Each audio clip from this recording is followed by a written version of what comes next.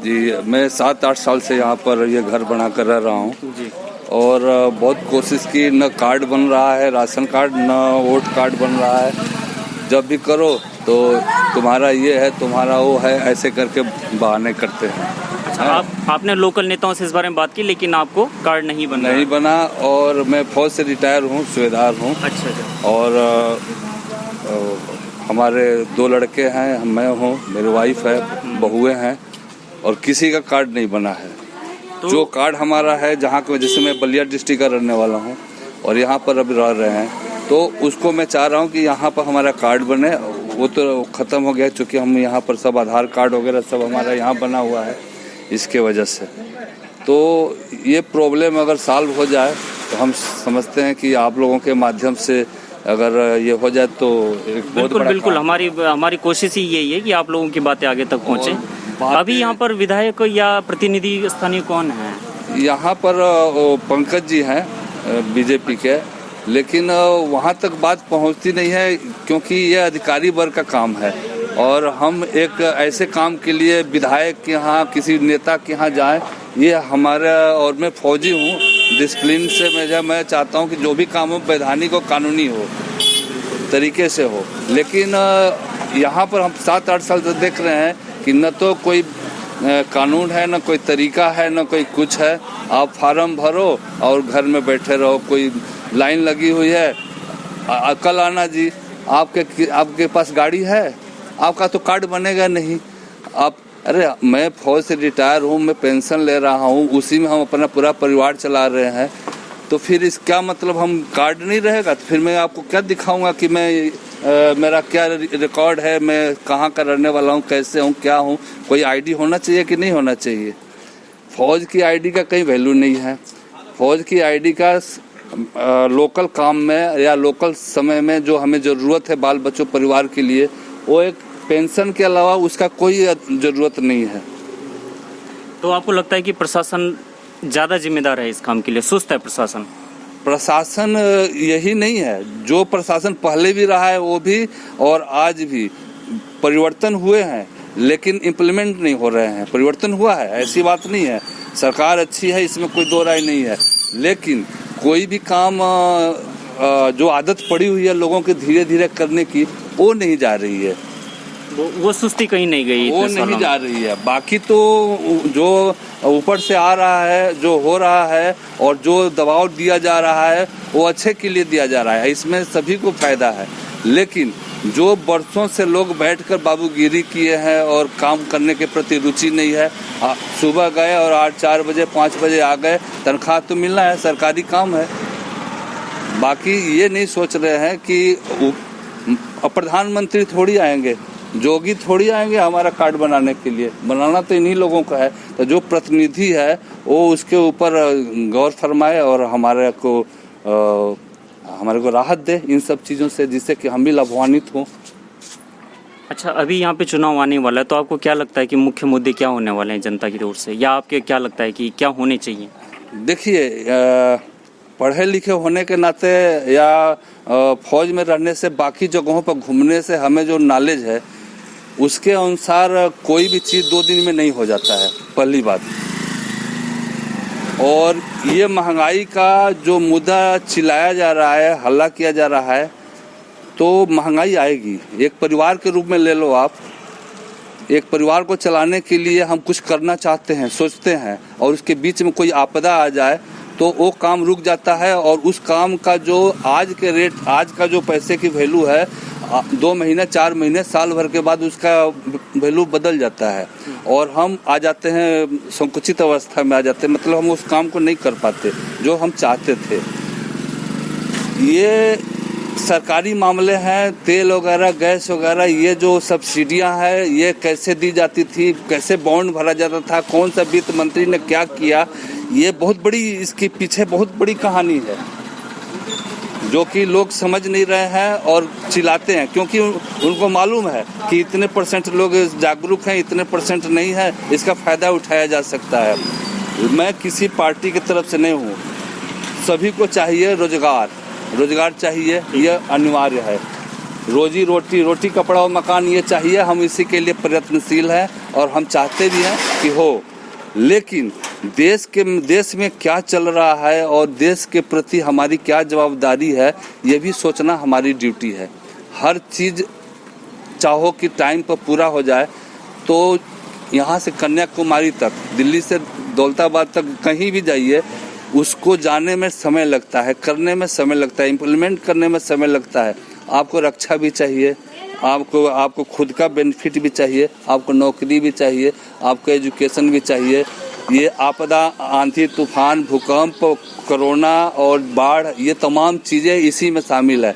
तो ये इसको पूरा करने के लिए हमें पैसे की जरूरत पड़ेगी। वो पैसा किसके ऊपर आएगा? हम ही लोगों के ऊपर आएगा, टैक्स के द्वारा आएगा या जहाँ भी जैसे गवर्नमेंट लगाती है, जो उसका प्रोसेस है। लेकिन उसको बल देने के लिए हमें त्याग करने की जरूरत पड़ेगी, थोड़ा त्याग जरूरी है। लेकिन इसको ये मानते हुए कि ये सरकार अच्छा है, वो सरकार खराब है, नहीं कहा जा सकता।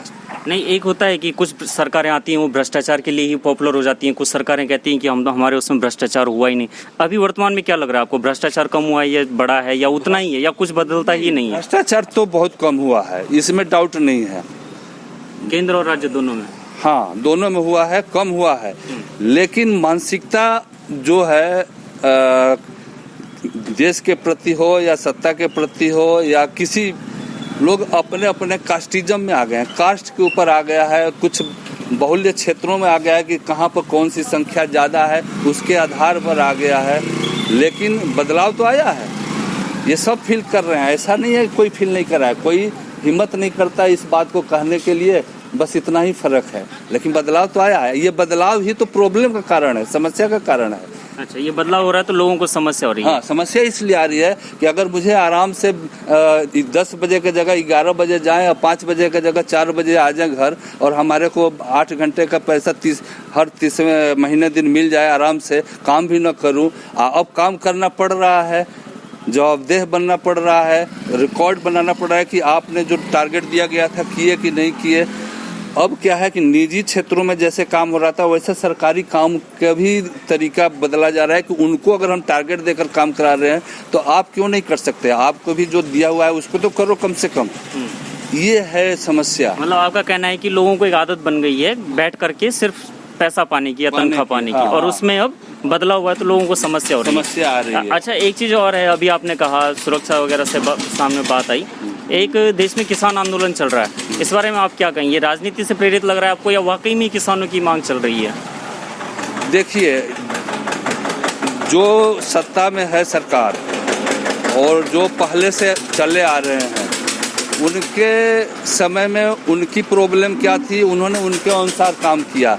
आज क्या है, अगर ये कोरोना नहीं होता तो मैं समझता हूँ कि जितना ये सरकार ने इनको अकाउंट्स में पैसे भेजे हैं, जितना भी इनको बन पड़ा है, ये काबिल तारीफ़ है। क्योंकि पहले कहा जाता था और वहाँ तक पैसा नहीं पहुँचता था। और मैं समझता हूँ कि आप लोग भी जानते होंगे कि बोलते थे पहले लोग 1 रुपया भेजा जाता, 15 पैसा पहुँचता था। हाँ, ये राजीव गांधी का बयान था, ये इन लोगों का बयान था। लेकिन यह सही था, उन्होंने जो जवाब बयान दिया है 100% सही था, वो गलत नहीं थे। उनके प्रतिनिधि गलत थे, राजीव गांधी गलत नहीं थे। उस समय कांग्रेस उतनी गलत नहीं थी जितना कि उनको डाउन करने में उन्हीं के आदमियों ने इस भूमिका निभाई है।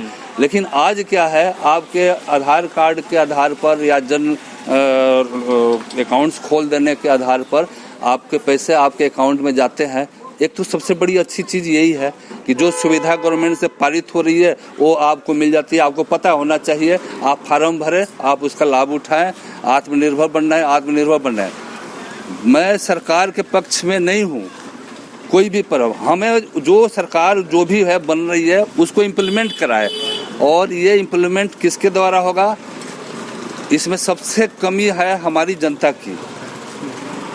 जो 8 घंटा काम कर रहे हैं, जो कर्मचारी काम कर रहे हैं, वो तो अपनी ड्यूटी उनके लगी हुई कर रहे हैं। लेकिन हम जो है, हमारा पहले हो जाए, हम घूस देते हैं। हम अगर 200 देता है तो मैं 500 देता हूँ कि मेरा पहले हो जाए।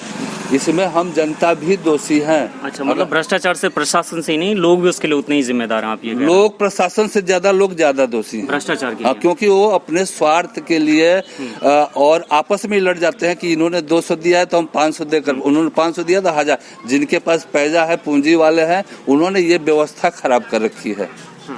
अच्छा, अभी उत्तर प्रदेश चुनाव में एक बहुत जो जरूरी मुद्दा लग रहा है, दो चीजें बहुत ज्यादा उठ रही हैं। एक तो योगी आदित्यनाथ जी के उसमें राम मंदिर अयोध्या में बन रहा है, दूसरा जो है वो लोग कह रहे हैं कि जाति के आधार पर इस बार वोटिंग होने वाली है। आप दोनों मुद्दों को किस तरह से देखते हैं? आप सही कह रहे हैं। इस देश में गुलामी से उबरने के बाद दूसरी गुलामी में आए, मुगलों के बाद हम अंग्रेजों के गुलामी आए, और इन दोनों की गुलामी में फर्क था। एक था जो पूरे देश को नाश करने के लिए था, मुगलों वाला। अंग्रेजों ने जो गुलामी हमारे से कराई, उसमें कुछ कार्य भी किए हैं और कुछ डिसिप्लिन भी दिए हैं, जिसका हम आज भी उसके ऊपर चल रहे हैं। ठीक है, लेकिन अभी जो हो रहा है, नेता लोग इस आधार पर ले जा रहे हैं कि अभी जैसे कि जाति का गणना की चल रही है कि हर एक स्टेट में जातिगत गणना हो, आधार हो, और जिससे पता चले कि कौन से एरिया में कौन सी जात है, उसके आधार पर कैंडिडेट खड़े हो, उनको जिताया जाए, ये किया जाए। अब एजुकेशन से, उसकी क्वालिटी से, उसके काम से कोई मतलब नहीं रह गया है। ये 100% है। कोई कितना भी कोशिश करे, जिनकी जाति जहाँ है उन्हीं के आधार पर उन्हीं के कैंडिडेट खड़े होंगे और ये कार्रवाई होगी, जो कि देश के लिए बहुत बड़ा घातक और समस्या का कारण बनने वाला है। तो जातीय आधार पर जनगणना नहीं होनी चाहिए। जातीय आधार पर गणना हो, अगर आपको कुछ देना लेना है तो उसमें आर्थिक स्थिति पर उनको आधार पर उनको दो। ये रिजर्वेशन वगैरह ये क्या है, एक टाइम तक था, ठीक है। किसी भी पेड़ को अगर आप सहारा दोगे तो तभी तक ऊपर उठ जाएगा, जबकि उसके अंदर ताकत हो। जब उसको खाद पानी नहीं रहेगा तो क्या करेगा? उसको लकड़ी गाड़ने से और उसको सपोर्ट करने से थोड़ी वो तना ऊपर चढ़ जाएगा। उसकी जड़ें मजबूत होनी चाहिए। जड़ें मजबूत करने के लिए क्या है कि आपको आर्थिक सहायता देना बहुत ज़रूरी है। और आर्थिक आधार पर इससे फ़ायदा क्या है कि जो क्रीम लड़के हैं, चाहे किसी भी कौम के हों, जो अच्छे हैं, जो 90, 95, 98% ला रहे हैं, वो किसी खास समुदाय के रिजर्वेशन के वजह से वो वंचित न हो। और वही उसी कारण से अपराध का संख्या बढ़ रही है। अपराध जो बढ़ रहा है देश में, उनके दिमाग की वजह से, कि जो दिमाग इंजीनियरिंग डॉक्टरी में वो लगा रहे थे, उसको हटाकर वो अपराध में लगा रहे हैं। तो एक अच्छा आदमी, एक इंटेलिजेंट आदमी जिस तरफ अपना रुख करेगा, उसमें तो रहेगा ही, इन्वेस्टमेंट करेगा, रहेगा ही। ठीक है। उसको पाना मुश्किल है। एक बड़ा मुद्दा है दूसरा, उत्तर प्रदेश में राम मंदिर। आप राम मंदिर बनाने के फैसले से लगता है आपको कि मतलब उत्तर प्रदेश में जो सत्ता परिवर्तन होगा या बनी रहेगी, वो उस आधार बहुत बड़ा द्रोह बनेगा उसके लिए? राम मंदिर से कोई विशेष प्रभाव पड़ने वाला नहीं है। राम मंदिर बन गया, ये हर एक हिंदुस्तान की इज्जत का सवाल था और हो गया। इसमें किसी मुसलमान, हिंदू और कोई कौम से इसका लेना देना नहीं है। ये हमारा था, हमारा है, और हम उसको पूजने के लिए तैयार हैं। तो हमारे लिए मंदिर तो चाहिए। आखिर में मंदिर नहीं है जहाँ पर जिसको हम मानते हैं, जिसको हम अपना कुल गुरु, कुल देवता मानते हैं या देश का देवता मानते हैं, वही बड़ा है, और उसी को हम जगह नहीं दे पा रहे हैं, तो हम किसको जगह देंगे? लेकिन आखिरकार इतने 500 साल बाद आखिरकार वहाँ पर राम मंदिर बन रहा है।